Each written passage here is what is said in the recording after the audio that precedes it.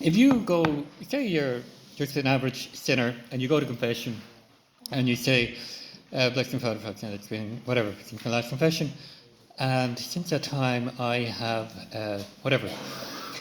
You'll find that whatever, often it will follow the same pattern. We'll get into a rut, maybe, unless occasionally we've murdered somebody or whatever.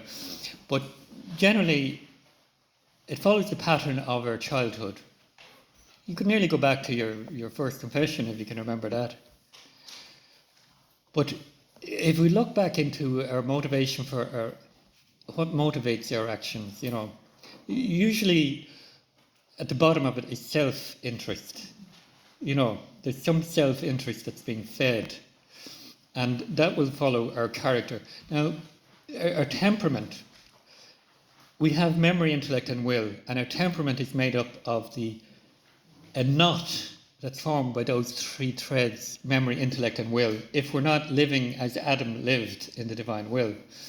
And frequently that's on loan until the final signature of obedience, which depends on our being faithful and attentive. So do you have that leaflet there? These three, memory, intellect, and will, they wrap around in everybody differently. So they produce predominantly 4 temperaments, and they're called choleric, sanguine, melancholic, and phlegmatic. Have you heard of those? Anybody? Yeah. Yeah. So each one of us have a predominant fallback, a reset button that will go back into that habit from a lifetime. And habits are very hard to eradicate, especially these habits of temperament, because they're formed almost genetically, physically, by our physical makeup, practically. That's why they're called those names. Choleric, meaning choler in the bile. And they talk about people, the gall of that person, They're people who are trying to get angry very easily. Melancholic are people who just see bad, bad, bad. And that's black bile, again, which is melancholic. They just see all the problems. They go into a garden, they see the weeds, And then me, the sanguine type, they just see flowers everywhere. They don't even bother with the weeds. So the garden gets full of weeds very quickly. So the sanguine is blood. They have life, they're very active. And then the phlegmatic or phlegm, they're just very laid back, They come into a room standing, then they'll sit down, and before you know it, they'll be lying down. So they're very laid back. They're lovely, very relaxing people. I love phlegmatic people. They just help sanguine people to relax, calm down. And they are great counsellors. They're really empathic. They listen, So you know which are you?